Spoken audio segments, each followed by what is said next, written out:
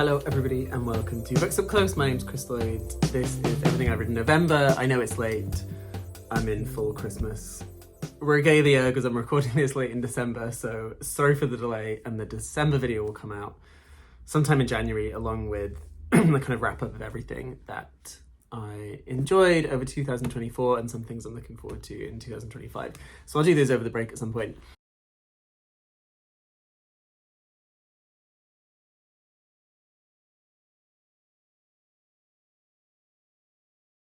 But I've got a lot of writing projects to finish, so those are taking up lots of my time. But I hope you're doing well and are enjoying the festive season as much as one can. So these are the things I read in November. Some really excellent things, some middling things.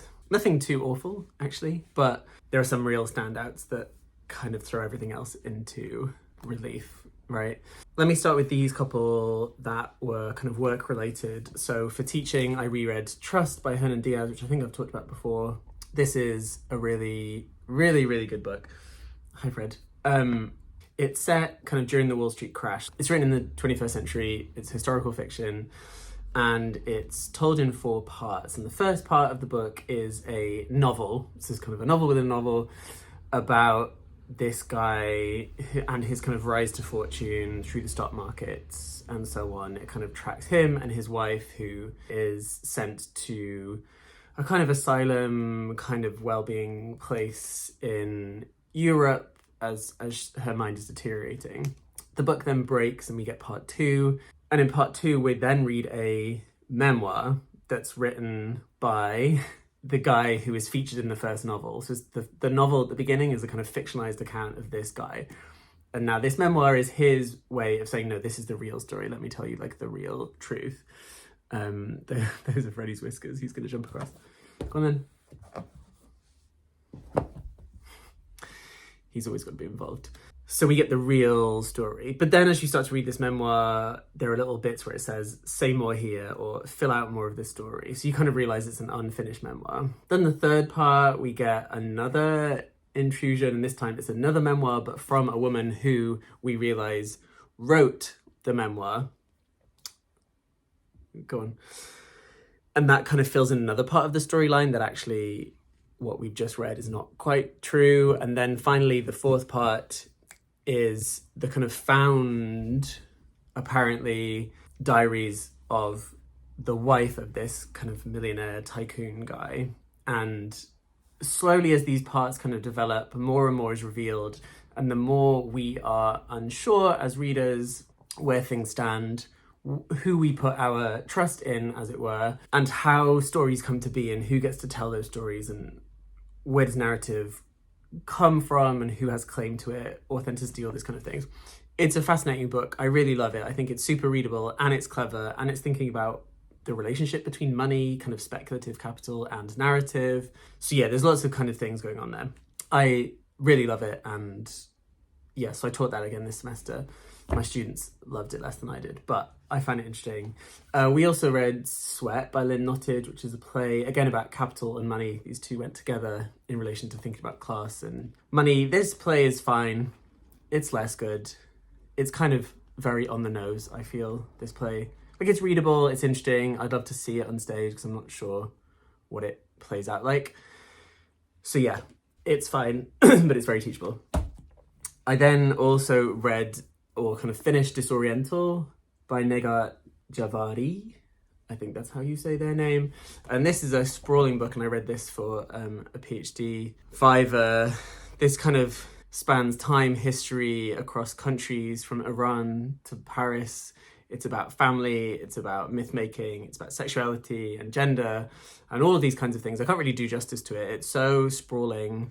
I don't know if I love it particularly. It's like super readable and interesting, but it's kind of jumping all over the place. Like books like this, you have to really be in the mood for, right? As it kind of spans time and place and memory and people. If you're not in the mood for that, then like it really throws me off anyway.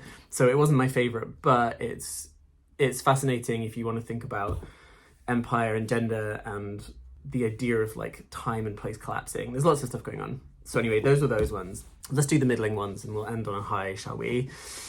I read lest anyone say I don't read more popular fiction, Stephen King's Holly. I like Stephen King. I'm a huge Stephen King fan. His more recent books have been less good, let's be honest. And Holly, he keeps returning to this character. I don't fully know why. She's not the most interesting character, but those run of crime novels were like fine, if problematic in places, especially about race. He's really terrible on writing anyone that isn't white, and he's really trying, but like in a really awful way. Like, I would rather him just write white characters, to be honest, and just be accused of like having a white universe than trying to write difference in a really dubious and kind of limiting way. Anyway, that's just my take on that. But Holly is a kind of like book just solely focused on her rather than kind of mainly the other cast, and is fine. The first half I thought was very slow, way too slow. We are jumping back and forth in time, which again is a kind of interesting narrative device that he doesn't always do, but we follow this old university professor couple as they are kidnapping people to consume their body parts, which they say is keeping them alive. It's helping with their bones and their arthritis, and even speculatively their kind of Alzheimer's and stuff. And that as a concept, I think is great. Stephen King has great ideas. He then executes them to different degrees. So the first half I thought was like fine, if a bit boring. I put it down for a while. The second half really ramps up. As soon as things start to slot together, that's when Stephen King comes into his own, I think, because he kind of just puts the pedal to the metal, in American parlance, and just really goes for it. And it escalates, and it was fun and enjoyable. And the ending actually is really good. And I think the reveal, if it is a reveal at the end, is definitely worth it.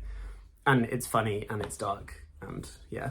So it's fine. If you like Stephen King, you'll enjoy it. If you don't, do not start there. There's no point. The only Holly Gibney book that you should read, and the only recent King that I think is worth your time, is The Outsider. Phenomenally good. It is dark, it is haunting, it is actually scary, it has incredible plotting. That one is definitely worth your time. I then read Glyph by Ali Smith, and the book is beautiful, like, obviously. Just everything is like gorgeous about it.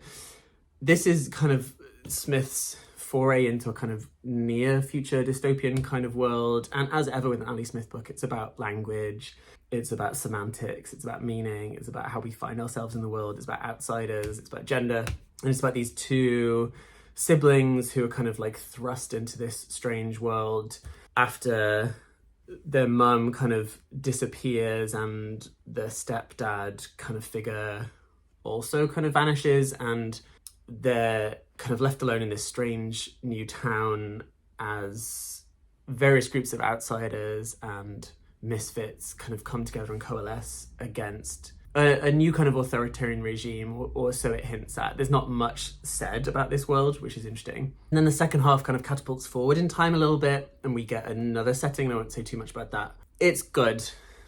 Again, it's fine. I didn't love it, actually. I didn't think this is Ali Smith's best.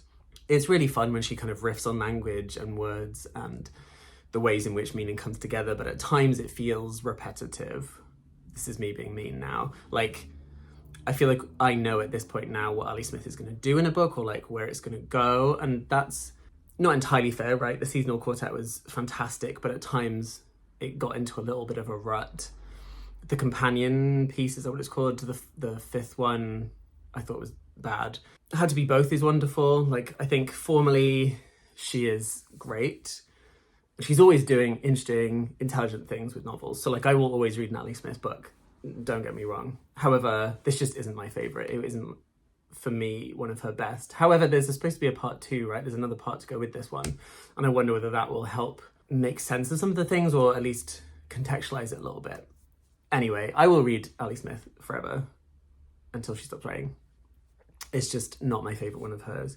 Then let's get into the even better stuff. So I read Recognising the Stranger on Palestine and Narrative by Isabella Hamad, and it's like very short. It's a speech she gave, the Edward Said lecture. And what's interesting about Isabella Hamad is that, like, obviously she's a great novelist. I've read bits of her. I'm not yet finished with Enter Ghost, but we'll come back to that in the new year. So she's an incredible writer, but she's also an incredible thinker, and these two things come together perfectly in this lecture, where she's thinking about the kind of turn in narrative, the moment of like turning points, shifts, changes, a moment in a novel or a narrative where things change gear or shift in dynamic. So rather than think about like beginnings and endings, she's thinking about like middles, the place where the novel suddenly like things click into place, or something is revealed, or a character suddenly understands their world differently, right? And I'll give you a good example of that in a minute. And then she links that to the ongoing obliteration of Palestine and Palestinian people. And she's linking kind of literary theory, cultural theory, history, geopolitics. She's thinking about the genocide. She's thinking about the ways in which we understand other people and how we make sense of the world through narrative, through story, and how we might understand the story of Palestine better. So she's doing multiple things at once. I don't really know how she does it in such a small number of pages. I'm going to have to reread it because there's so much kind of contained in there. There's a kind of afterward that she's writing more kind of contemporaneously, and that kind of changes the argument slightly and kind of adds to it and clarifies it in interesting ways. So yeah, definitely worth your time if you are interested in like really thoughtful cultural criticism and ways of understanding the world better. Like I think this is what literature and writing about literature can really teach us. So definitely worth your time. I then finally read Sigrid Nunez's The Vulnerables. Again, I don't know why I didn't just like buy it when it first came out. I love Sigrid Nunez. So I've read this one now, and The Friend, and What You're Going Through, which I reviewed recently. And in these three books, which are her most recent ones, I'm going to have to go back and read the others. She's just found this, just like this track that she writes in so easily, effortlessly. Her prose is just as smooth as anything. I don't know how she quite does it, in the sense that the books are always readable, they always flow, the voice is like pitch perfect, and the books are always interesting, different, thoughtful. And in this one, an older writer who is very much like Sigrid Nunez, and there's like a joke in the middle about like the name of the character who is really her. Like this is probably her most autofictional that I've read so far anyway. And she is like staying at a friend's apartment during the pandemic. So this is a pandemic novel. I didn't really want a pandemic novel, but here we go. It's good, actually. And she stays in this apartment looking after a friend's parrot. So like The Friend, this book is really interested in the relationship between humans and non-humans, something that's on my mind at the moment.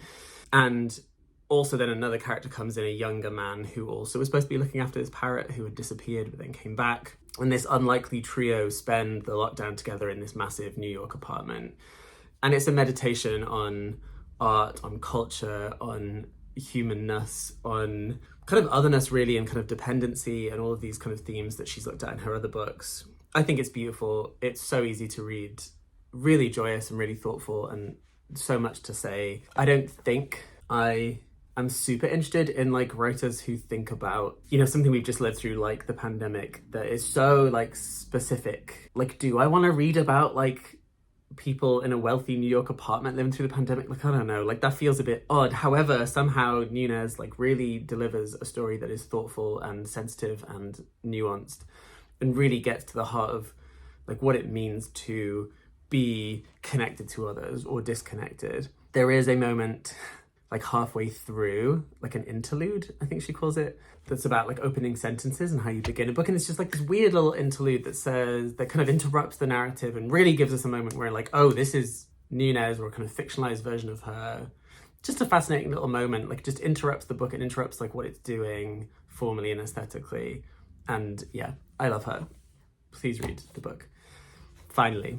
So when I got sent this proof of Audition by Katie Kitamura, who by now you should know that I love, I was overwhelmed because I had so much to read and I had so much to do, and I was like, I need to read this book right now. Luckily, I had a couple of train journeys to London, so I kind of just read it in 2 sittings. It's a short book, like most of Kitamura's books. It's like under 200 pages. And in that short 200 pages, she does miraculous things. Again, like Nunez, her prose is like so precise, like in a different way. Like Nunez is way more informal, chatty, kind of conversational almost. Whereas Kitamura writes these really precise, sharp sentences. And I don't mean sharp as in like hard, I just mean like very, very exact. And this book is split into 2 parts. And I don't want to say too much about part 2 because I think the reveal, if we're kind of going to use Isabella Hamad's framing of this kind of like turn, this reframing, this revelation, I don't want to say too much about that. But the book is split into 2. And the first part follows a actress who is rehearsing for a new play on Broadway, and she's like a very renowned actress, and the book kind of works up to the start of the show. But in the very first scene, she has gone to a restaurant with a younger man who is kind of making some claim on her. He says that he's her son, and she's like, I don't have a son, that's not possible. And as they're in this restaurant, they're having this complicated conversation, she sees her husband walk in, and it looks like he's looking for someone else, and they neither see each other, or maybe they do see each other, and they're kind of like looking across this restaurant, and suddenly the man leaves again. And that sets off a kind of chain of associations of, is he having an affair? Does he think she's having an affair with this younger guy? Did he actually see them? These opening chapters are really, really tense and fascinating, and it follows as this young man suddenly gets a job at the theatre that this woman is working at, and they are then in kind of close proximity.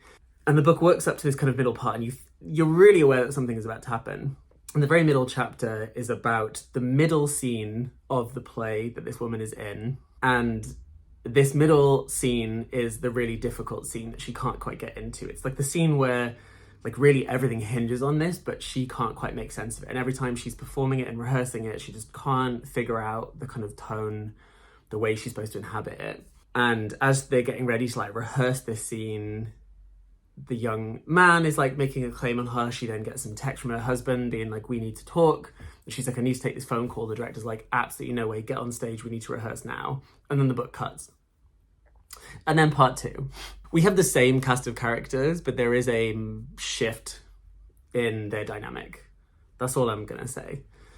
I don't want to say too much. However, the title, Audition, I'm reading in so many different ways. And basically, maybe I'll do another video with spoilers, but right now I'm not going to do spoilers. However, this book has been on my mind ever since reading it. I need to reread it again in January, I think, because I flew through it so quickly because I was desperate to find out. There were moments in the second half where I was on the train and I was actually, and this is not an exaggeration, holding my breath because I had no idea what was about to happen. She amps up tension like nobody's business. It gets strained, the kind of dynamics between people. And then the very final revelation, I have many thoughts about, many thoughts about. But even the break in the middle throws everything you've just read into relief. You're like, did that happen? Did it not happen? Is this a new timeline? Are these the same people? What am I reading? Who am I reading about? The idea of like, identity is at the core, and I hate the word identity, it's a bit too baggy for me, but like identity is at the core of this book in the sense that who we are, the roles we perform, how we inhabit our lives, and how we act out those roles, and who we act them for, and how rehearsed they are, like seems to be central to the book. Like the audition of the title is like, who is being auditioned? Because no one is auditioning in the book for anything in terms of like the theatre, right? This is like a famous actress. She already has the job. She is already at the top of her game. I don't know. There's so much going on in this book. Katie Kitamura is a genius, and I don't want to hear anything else about that. If you have dissenting opinions, I don't want them, because she really is doing astounding things in terms of the novel, in terms of form and structure. I love this book. I hope you love this book when it comes out in April, I think. April? Yeah. If you got a proof, let me know if you've read it, because I want to talk about it. And when it comes out in April, you all need to buy it because she's a genius, and then go back and read her other ones too. Okay, those are all the books for November. Let me know what you think. As ever, please like this video. Please subscribe to the channel and ring the bell for notifications. We're almost at 1,000. It'd be really nice if we get over 1,000. And then please comment below. Let me know what you've been reading. Let me know if you've read any of these books, what your thoughts are, what you're looking forward to in 2025. And yeah, we'll catch up on more end of year things very soon. Okay, take care of yourselves, look after each other, and keep reading.